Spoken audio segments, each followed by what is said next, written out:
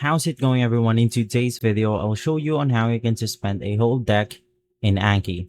So basically, the first thing that you want to do is to just navigate through the Anki application. And from here, let's click on the deck that we want to suspend. In my case, it's going to be this deck right here. Once inside, just navigate through Browse. And then you want to navigate through the decks that you want to suspend, which is going to be on this specific part of the area. Now, in my case, I'm going to be suspending this whole deck. So you can press Control A on your keyboard so everything will be selected.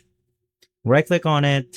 And then you want to select the toggle suspend option, or you can also press Control J on your keyboard. But from there, this will then show up with the yellow marks indicating that we have successfully suspended this whole deck. And so if this video has been helpful, leave a like, subscribe, and follow us for more videos like this. Thanks for watching.